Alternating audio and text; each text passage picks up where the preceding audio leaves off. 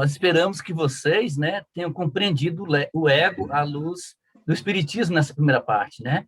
Pela discussão, pela participação no chat, enfim. E realmente, a gente, em encontros anteriores, tem dito da importância desse gerente da consciência, desse porteiro da consciência, né? Dessa identidade que somos nessa encarnação, para a gente compreender realmente esse espírito que somos aqui na atual vigiatura humana, para poder evolver um tanto mais. E realmente, a Verena Kest, em um de seus livros, ela fala que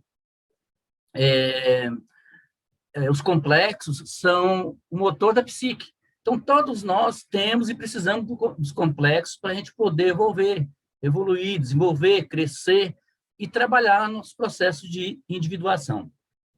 Agora, a gente vai ver com vocês um pouquinho sobre o egoísmo, a nascente de todos os vícios. Para tanto, a gente vai passar aqui uns slides com vocês.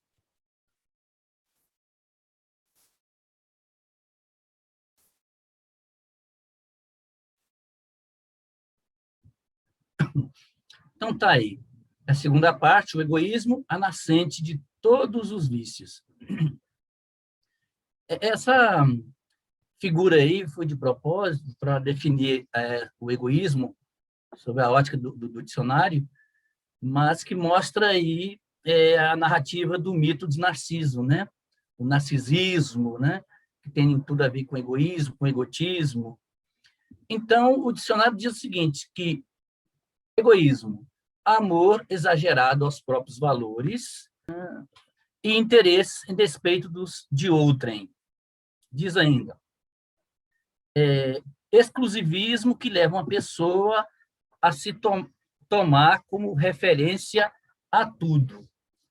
Então, o egoísmo, ele é nascente de todos os males, se a gente for analisar. Na questão 785 de O Livro dos Espíritos, Allan Kardec pergunta, né, qual é o obstáculo ao progresso, e os espíritos respondem que vamos tê-lo no egoísmo e no orgulho, chagas da humanidade.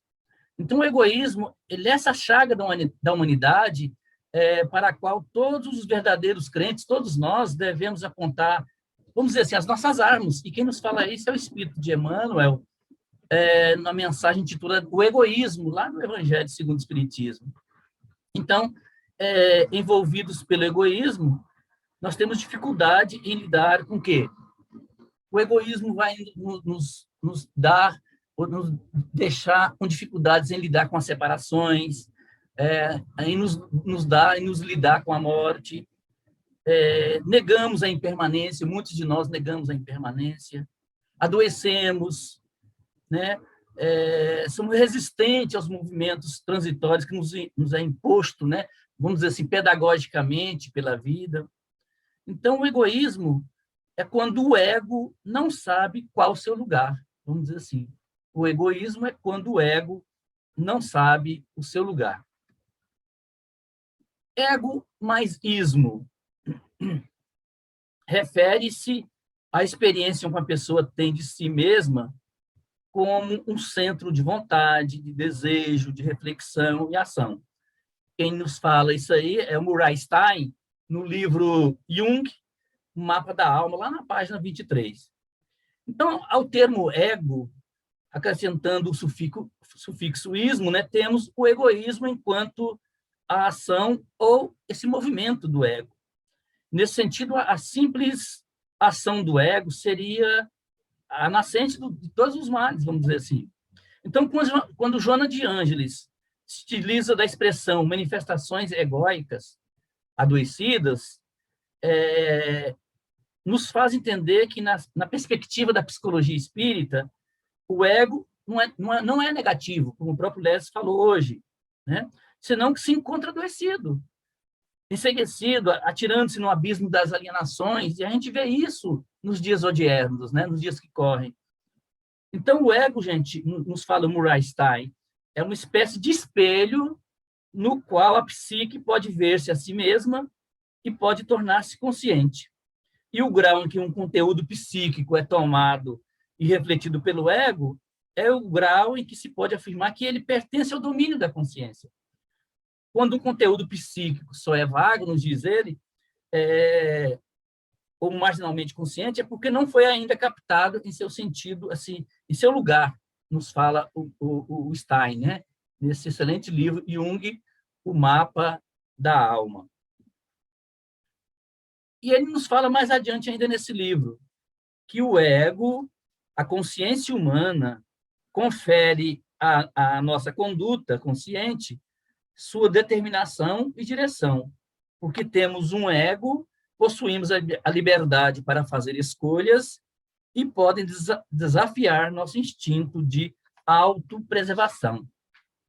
Então, podemos entender o ego como uma instância psíquica, produto das reencarnações, né? Já se falou aqui hoje, e que em determinada fase do desenvolvimento humano se corrompe pelo excesso de si mesmo, né? Se perverte à medida que se considera o centro de tudo, aliena-se como se fosse autossuficiente, né? Então, o ego contém, gente, a nossa capacidade para dominar e manipular as vastas somas de material dentro da consciência. E ele é um poderoso imã associativo, né? E um agente organizacional. Por isso que ele é o gerente da consciência, ele é o porteiro da consciência. Só adentra a consciência quem o ego permitir para tal. É claro que, como o Neles mostrou em slides anteriores, muitos complexos às vezes, né, que fazem academia, que são muito fortes, o ego bem mirradinho, fraquinho, não consegue segurar na porta esses complexos. E esses complexos adentram a nossa consciência e coloca o ego de escanteio e começa a desenvolver as chamadas subpersonalidades. Então, o Murray Stein diz o seguinte, que um ego forte é aquele que pode obter e movimentar de forma deliberada grandes somas de conteúdo consciente.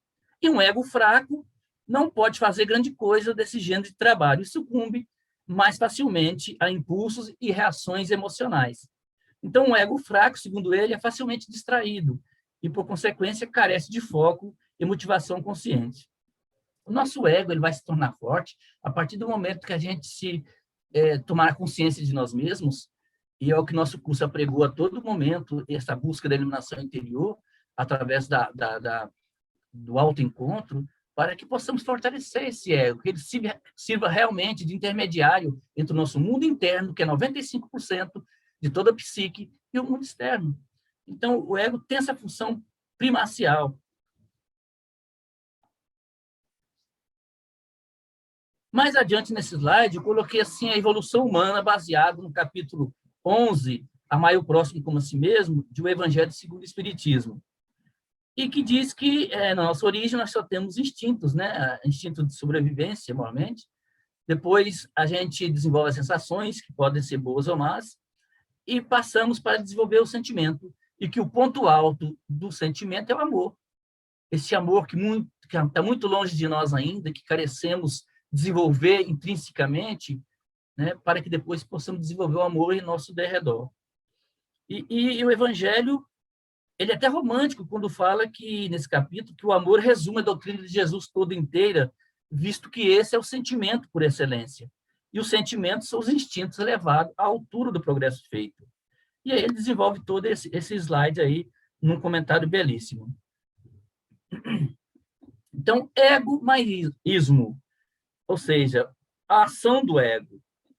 E Joana, no livro Despertar do Espírito, no capítulo 2, ela nos fala sobre as manifestações egóicas doentias, que são tantas, gente. Daqui a pouco a gente vai elencar algumas para vocês aqui.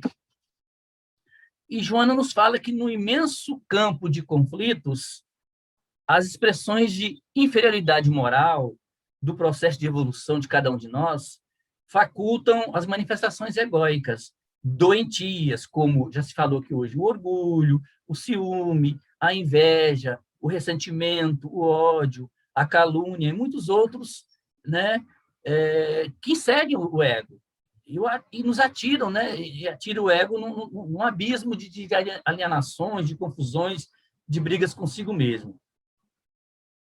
Esse ismo, então, ele denota um ego intoxicado, adoecido, né, ligado ao fator quantidade, preocupado com intensidade, caracterizam-se como intoxicação devido ao excesso de determinada substância e não a substância em si mesmo. Então, essa intoxicação do ego, o envenenamento, é que faz estragar o próprio ego, que faz corromper o próprio ego, perverter o próprio ego, deteriorar o próprio ego, né, deformar as substâncias. Então, em algum momento, podemos dizer que este ego se estragou, corrompeu, perverteu, né, se estragou. O egoísmo, quando o ego surge quando o ego está doente. É a doença do ego, o egoísmo, né? Então, vale dizer, contudo, que enfraquecimento do egoísmo não pressupõe o enfraquecimento do ego, tá? Então, quando a gente trabalha para o enfraquecimento do egoísmo, não quer dizer que nós estamos trabalhando para o enfraquecimento do ego, e sim para o seu equilíbrio. O que se quer é o equilíbrio do ego, que nós tenhamos uma vida equilibrada, pautada nos ensinamentos de Jesus, nos ensinamentos que a doutrina espírita nos outorga, para que realmente possamos fazer esse processo de autoencontro, autoburilamento. Então, a doutrina espírita, ela oferece grandes contributos nesse sentido. E todos nós que temos estudado nos seus atributos, nos seus princípios básicos, percebemos isso. Porque, assim fazendo, notamos que a doutrina espírita vem nos mostrar que somos herdeiros do universo. Nós somos criados simples e ignorantes e jamais morreremos. Somos espíritos eternos a caminho da evolução.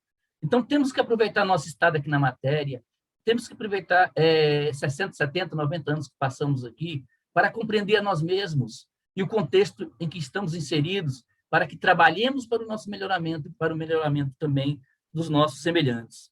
Então, o equilíbrio do ego se encontra entre a pequenez que lhe define e a divindade que lhe é possível. Então, é preciso, por fim, reconhecer esse imperfeito. Nós temos, até a Tânia comentou isso aí, é importante que reconheçamos as nossas imperfeições, reconheçamos a nossa sombra, confrontemos a nossa sombra, mas com o objetivo de diluí-la paulatinamente, para que possamos desenvolver e encurtar esse caminho, esse laço, essa distância que medeia entre o ego, que é o ser que eu sou na reencarnação, Eurípides, o João, o Pedro, e o self, que é o espírito eterno que todos nós somos, a essência. Então, é preciso, por fim, caros irmãos, reconhecer-se essa imperfeição, como realmente nós somos, nós a temos. Então, é um ato, vamos dizer assim, de humildade real, e que se deve manter com dignidade. Né? Ninguém vai ser detratado por reconhecer que tem imperfeições, que tem erros, que tem vícios, que erra. Né?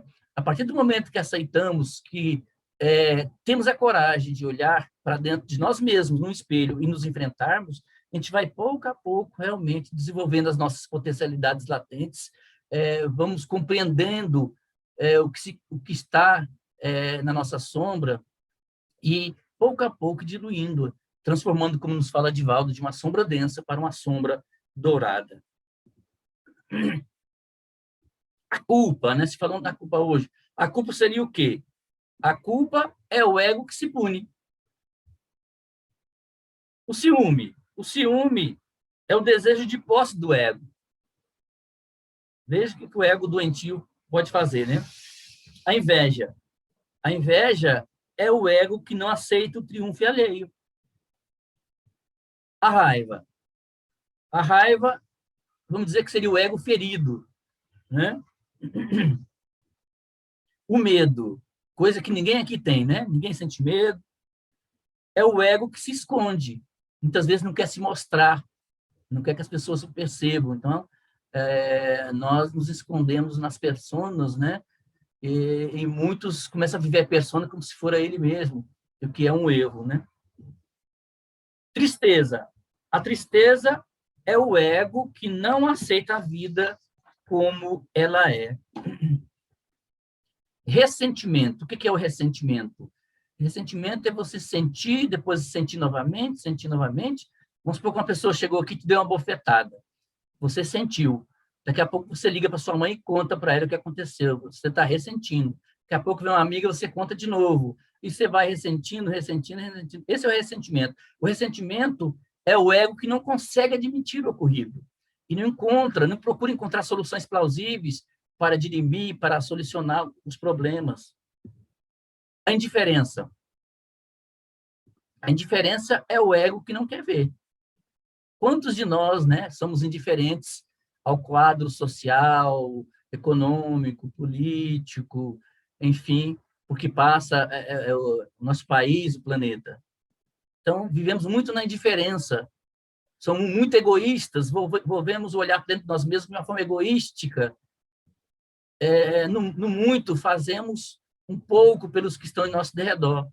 E esquecemos que até na oração nós podemos ajudar, né? No Livro dos Espíritos, na questão 913, Allan Kardec pergunta: dentre os vícios, qual se pode considerar radical? Ou seja, aquele completo, aquele inflexível principal? E os espíritos respondem peremptoriamente: nós o dissemos muitas vezes, o egoísmo. Veja bem, né? Então, o egoísmo, gente,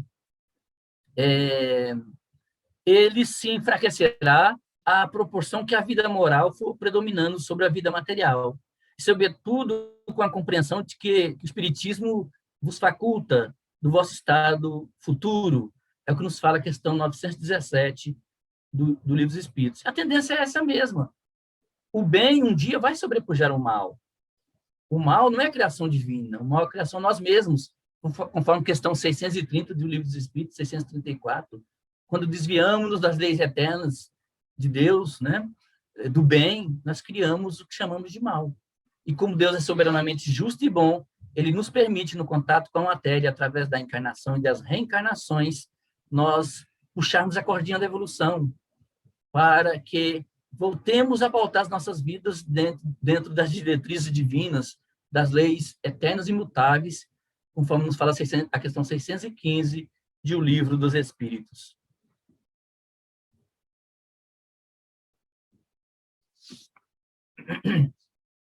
Então, o egoísmo, nos fala o Evangelho no capítulo 11, esta chaga da humanidade deve desaparecer da Terra, porque ele impede o seu progresso moral. Ao Espiritismo está reservada a tarefa de fazê-la, a humanidade, ascender na hierarquia dos mundos. E isso é verdade, né? A doutrina espírita nos explicando de onde nós viemos, o que aqui estamos fazendo, para onde nós iremos, que somos eternos, jamais morreremos, que as reencarnações existem para a nossa evolução, pouco a pouco faz com que nós entendamos a necessidade de combater essas chagas que assolam o nosso interior, como orgulho, como egoísmo, que nos impede de evoluir, de crescer, de sermos pessoas melhores. Então, gente, o egoísmo, né, que seria o contrário do altruísmo, né, é uma chaga da humanidade. Conforme nos falou o Evangelho, é um monstro devorador das inteligências. Nos fala o Evangelho ainda que é uma lepra que invade o coração humano. Filha do orgulho, negação da caridade.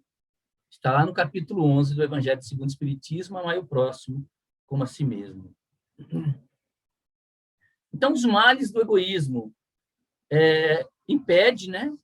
Impede o progresso moral da Terra, de cada um de nós, impede que se desenvolvam sentimentos nobres, é o causador de todas as misérias terrenas e o maior obstáculo à felicidade. Então, esse é o egoísmo, né? Esse egoísmo que assola cada um de nós, infelizmente. Então, a base do egoísmo, gente, está no sentimento de interesse pessoal. Nos fala o Evangelho segundo o Espiritismo. Exemplo de egoísmo, Pôncio Pilatos, né? Pôncio Pilatos fala aos judeus: este homem é um justo, mas, né? Entretanto, ele quê? Ele lava as mãos e deixa que o conduzam ao suplício. Então, a sociedade com o egoísmo denota uma luta de interesses pessoais muito grande. Vence o mais esperto, infelizmente. E há desprezo de valores e afeições. Sociedade pautada no egoísmo. Então,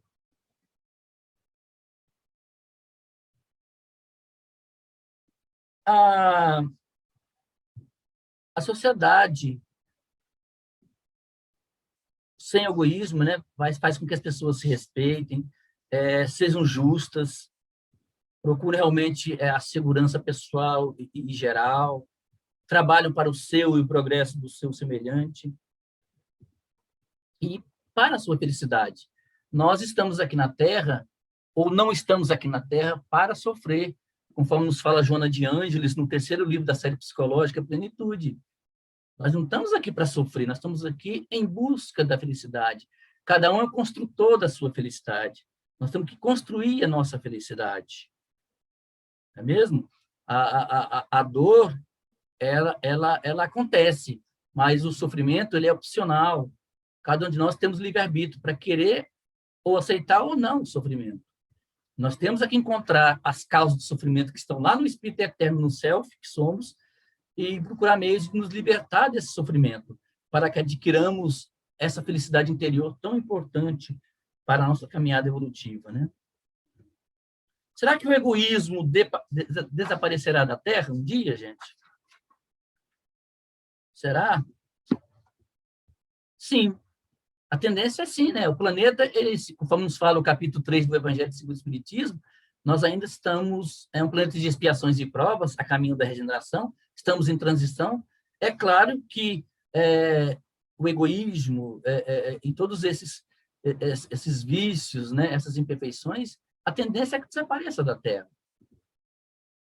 Então, à medida que a parte moral for predominando sobre a parte material, nós fomos entendendo isso, fomos crescendo nessa parte. Então, quando os homens compreenderem os ensinamentos de Jesus, né, o mal desaparecerá da Terra. Não só compreender, mas como introjetar esses ensinamentos do Cristo, né? Que é de suma importância. Muitos de nós estudamos o Evangelho, conhecemos de cabo a rabo o Evangelho, mas poucos de nós colocamos para dentro esses ensinamentos. E isso é importante para que esses conhecimentos, uma vez introjetados, possam depois, através de análise, de autoconhecimento, de autodesenvolvimento, de reforma íntima, nós possamos extrojetá-los em forma de ação para aqueles que estão em nosso derredor. O maior obstáculo da destruição do egoísmo é o predomínio dos nossos interesses pessoais em relação ao do próximo, infelizmente, né? Como também apagado para mim? Como destruir o egoísmo em nós?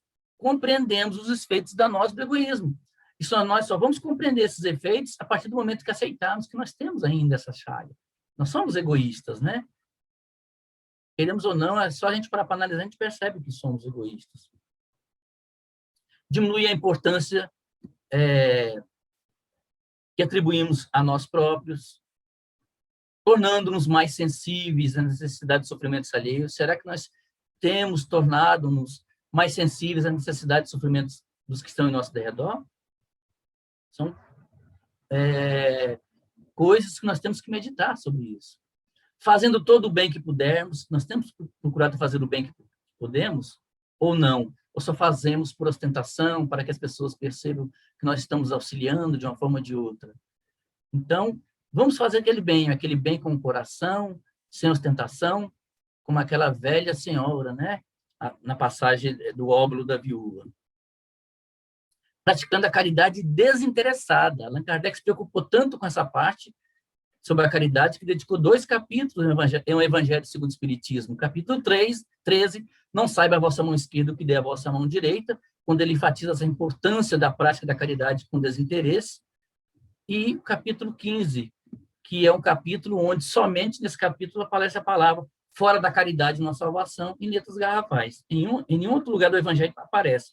Dada a importância da prática da caridade, caridade enquanto amor, esse amor por nós e pelo outro. Não nos importando com aqueles que nos tratam com ingratidão. Nós estamos nesse nível já, será? De não nos importarmos com aqueles que nos tratam com ingratidão? Se estamos, cabe a nós parar, nós que estamos nesse processo de individuação, de automelhoria, para ver o que está pegando, o que está nos impedindo de ver as pessoas sem sem esperar pago alguma, sem esperar gratidão alguma, que a ingratidão pulule em nosso redor, mas que não nos atinja. Nós estamos longe desse nível ainda, né? O Blaise Pascal, né, que foi um filósofo cristão, teólogo, inventor e físico e matemático francês, diz o seguinte no Evangelho segundo o Espiritismo, no capítulo 11. O egoísmo é algo para o qual todos devem dirigir suas forças e coragem para combatê-lo em si. O alvo para o qual todos os verdadeiros crentes devem apontar suas armas, suas forças, sua coragem. Digo, coragem porque dela muito mais necessita cada um para vencer-se a si mesmo do que para vencer aos outros, né? É o que está escrito aí. E mais embaixo diz que cada qual, portanto, dedique toda a sua atenção em combatê-lo em si próprio, pois esse monstro devorador de todas as inteligências, esse filho do orgulho, é a fonte de todas as misérias. Ele é a negação da caridade e, por isso mesmo, o maior obstáculo à felicidade dos homens. Então, gente, nós precisamos ter um ego equilibrado para vencer as nossas doenças emocionais. Os efeitos do amor é destruição do egoísmo, ou seja, do ego adoecido, melhoramento moral da humanidade, extinção das misérias sociais, felicidade durante a vida terrestre e espiritual.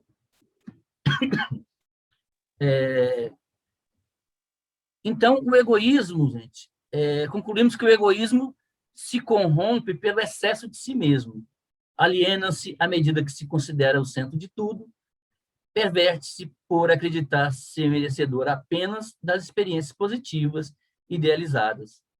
Então, egoísmo é o ego mais adoecimento. É o início, o Deepak Chopra diz o seguinte, que o início do sofrimento é sempre a recusa de enxergar a situação como ela realmente é. E esse ego centrado, né, autocentrado, ele se julga, ele se nega a enfrentar, a aceitar o sofrimento, a aceitar que as coisas estão acontecendo com ele.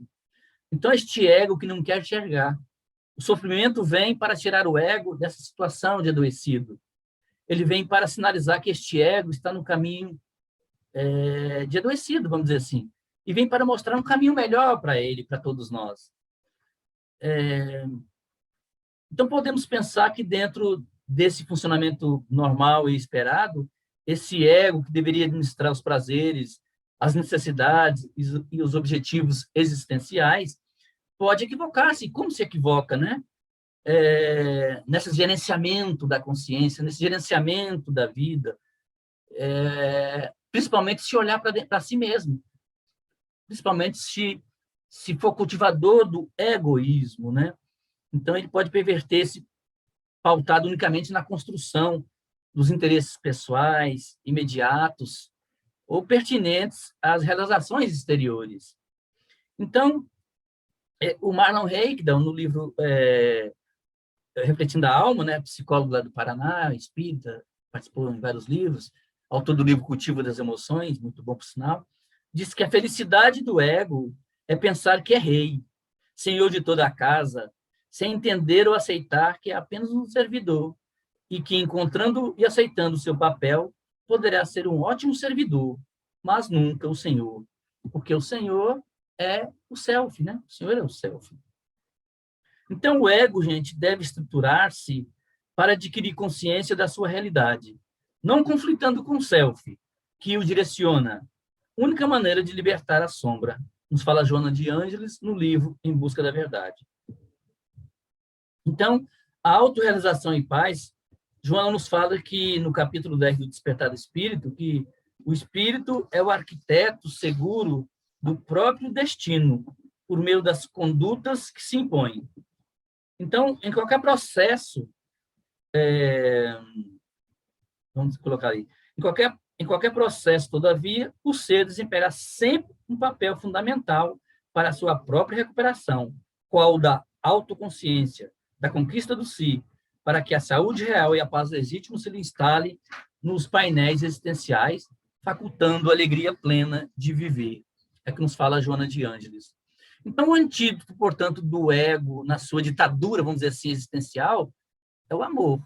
O amor na sua gloriosa missão de despertamento da consciência, para o altruísmo, né, que é o contrário do egoísmo, para o ideal de convivência com o outro, com o próximo, né, para a valorização do que se é, e o que se é também de significado real e permanente.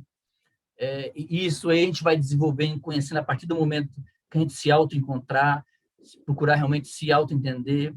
Então, é buscar, portanto, o reino de Deus, que também se encontra no imo, né? É o recurso mais eficaz para libertar-se da infeliz ditadura, né? Que amarfanha os sentimentos e entenebrece a nossa razão. Nos fala Joana de Ângeles lá no livro Atitudes Renovadas. Então, esse encontro com nós mesmos, gente, é a maneira pela qual nós instamos a todos a combater essa emoção negativa, esse sentimento negativo que é o egoísmo, né? A doença do ego que assola todos nós, que quebra nós entendermos e procurar mesmo nos libertar desse sofrimento, dessa doença.